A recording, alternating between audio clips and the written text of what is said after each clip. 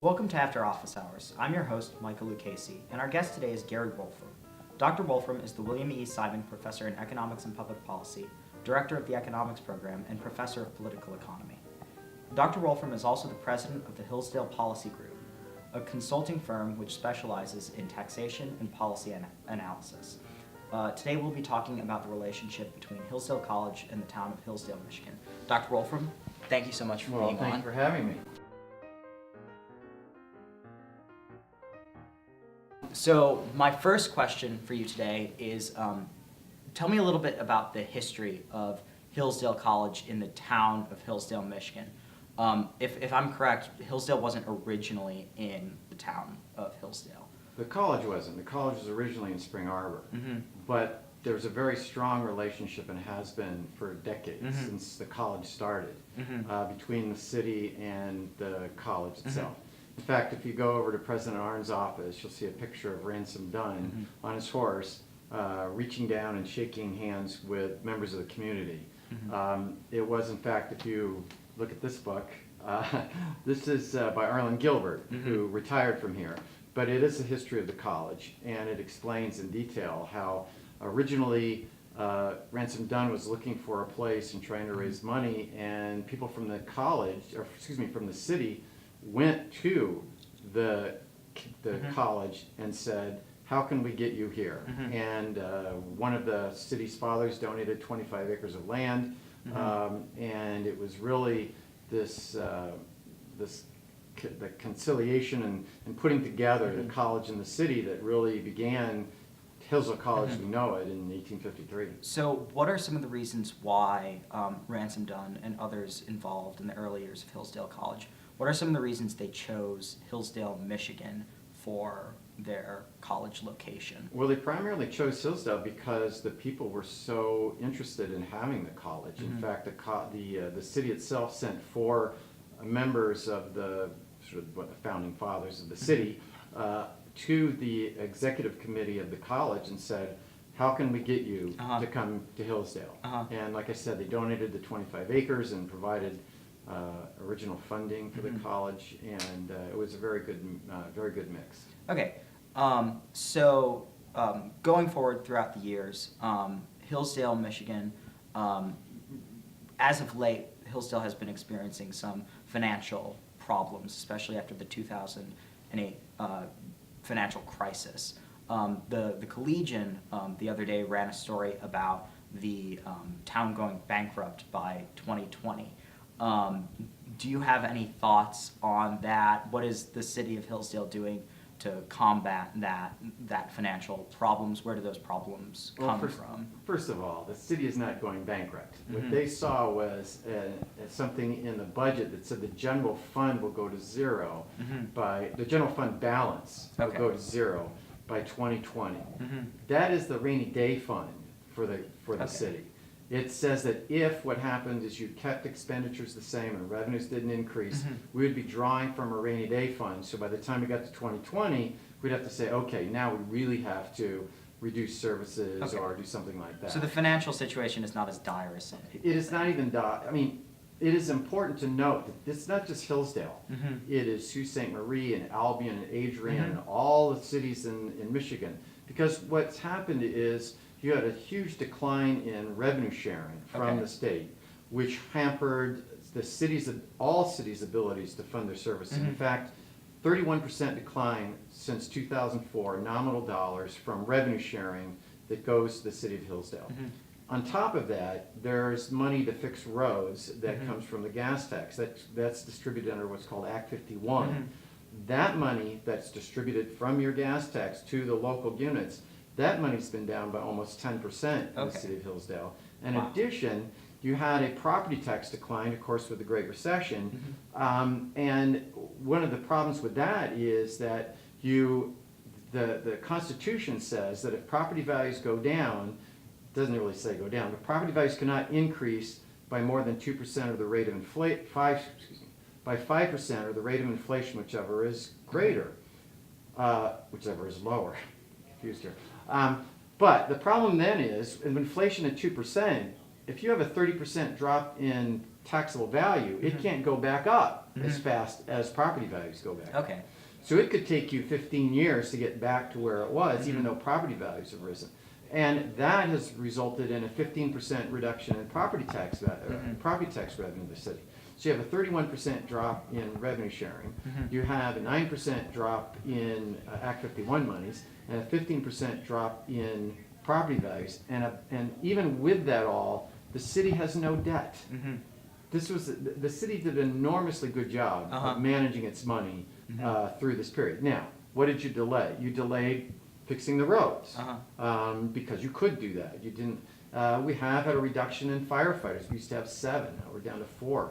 I mean, so the city has cut back on services, but has managed to keep its budget, which is much better than a large number of cities. And as I said, it's not a city of Hillsdale problem. It is a city problem statewide. Just for the sake of the viewers who might not necessarily be familiar with the idea of revenue sharing, could you explain a little bit more about what that is, how a city could use those funds, that sort of thing? Yes, well, the cities have a very limited ability to raise revenue on their own. They can only levy under the property tax, or they can levy under the city uniform income tax, both of which require votes of the people, basically. So what was supposed to happen is that the state collects money through your sales tax, income tax, now under the corporate income tax, and that money then gets transferred back to the local units to fund them, because the idea is that Michigan is really a place for local government. And that has a statutory part of it and a constitutional part. Now, the revenue sharing that comes from the sales tax is constitutional, and that can't be cut back. But normally, the state would be providing basically a sharing of the funds that you're paying when you go buy your, something at the Kroger's, or you go shopping at, Jilly Beans or something and get a cup of coffee there. That money then goes to the state, and the idea is that then it comes back to Hillsdale on a per unit basis. Well, that statutory part of that has been, as I said, had a substantial decline, and that has led to troubles across the state. In fact, I was just talking with the state treasurer 3 days ago on this very issue, and he's concerned that, again, not just Hillsdale is a problem, but it's a problem statewide. So on the topic of the ability of the city to raise revenue from those few ways that you mentioned, Hillsdale College, because it is an educational institution, is tax exempt from certain things. And Hillsdale the College is increasingly, year by year, it grows to be a bigger part of Hillsdale the city. To what extent is Hillsdale College, I know there's some people in the community who feel that Hillsdale College is in some ways sucking revenue away from the city. Is there any truth to those claims, or in what ways is the college giving back to the city financially? Are there anything that the college is doing on that level? Well, first of all, yes, all colleges in the state of Michigan under the General Property Tax Act, this is not a local act, but a statewide act. They're exempt for things that they do which are education related. When the college buys property and then sells it to developers to come in, which has been a very good idea, I think, because you're attracting new people who have a lot of wealth, or at least more wealth than you do in the city. They come in and they add to property values. The college pays property taxes on that property. Okay. But if the college has a dorm, or if the college, the college is, its buildings and that sort of thing, they are tax exempt. Okay. And it is true that Hillsdale, the city, has some drawbacks from having a college, but you have large benefits from having a college. I mean, just look at some of the things that the college does. It's the largest employer in the city. People who work at the college maybe live in the city. I shop at Market House, and we used to go to Broad Street. Hopefully that'll be reopening. Go to Jilly Beans and Mary Beth's and all that. And so we spend money there, and that is a large boon, and the city recognizes that. Certainly the people that are involved in city government recognize Absolutely. that. So there's some other things, such as when you have the city marketing those lots in Palo Alto and other places that we go to. That's something that a local realtor can't do. But Yeah. I was just in Santa Clara, and we're going to be in San Antonio, and so that's an advantage. And just there's that when you bring 900 people in for Parents Weekend, the city has done, in the last few years in particular, a very good job of integrating for example, my wife is an economic development consultant, and she has a tour of historic downtown Hillsdale. And so on the CCAs and the hostel, particularly the hostels and Parents Weekend, college advertises that, provides us with a van to drive people back down to that, and they walk around, and so they see, oh my gosh, this is a cute little dress shop, or here's a nice little coffee shop or a flower shop, and then they come back down. So I think that particularly in the last few years, there's been a much better movement towards the city and the college. Now, you mentioned Broad Street closing. I've just seen some comments from the owners and things like that, the Hillsdale Daily News, among other places, publishing some statements, and they said that they closed due to financial difficulties. Through your involvement with the college and with the town, what do you know about the closing of Broad Street? Did they have any government assistance from the city to stay open? You got to realize that 4 out of 5 small businesses go bankrupt in the first 5 years. Okay, so it is not unusual for a new business to not make it. Okay, just as an economist, I can tell you that. I don't know the particulars of why they they're closing temporarily. I know they're trying to do some work, refinancing or whatever. But to say it is not something that would be unusual to find that a restaurant, has to change its owners. Maybe somebody else will buy it. Who knows?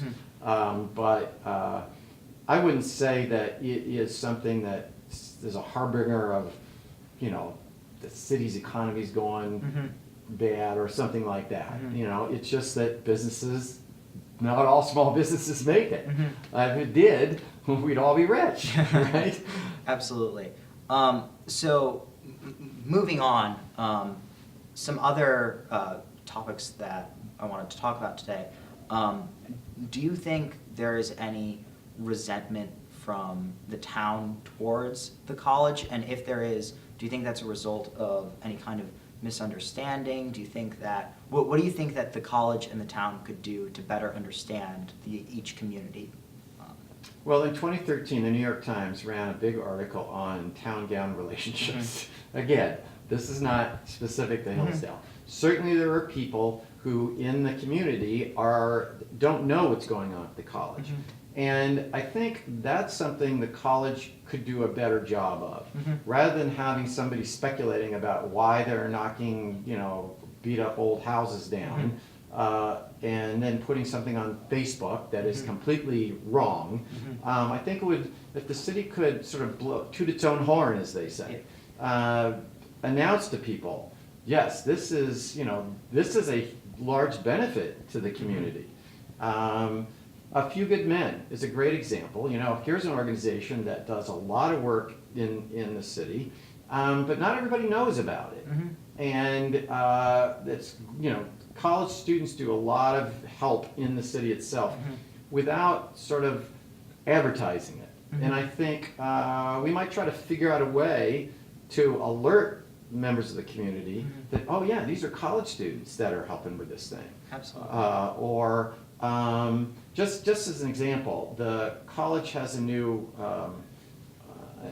program where people can rent their houses to folks that are coming out for CCAs and that sort of thing. That's a boon to the city, because rather than somebody driving to Coldwater and back, they're staying in town, and then they see, oh wow, this is a nice little look at the palace is open, or something like that. But I think the college has not been very good at announcing that or making that argument, or maybe people just don't think about it because they're not economists. But there's a number of ways that the city already is the college is already interacting with the city, but a lot of city folks don't know about it. And as I said, the New York Times running an article that this is a nationwide issue. The old, why would they call it town gown unless it was something that everybody knew about, absolutely. right?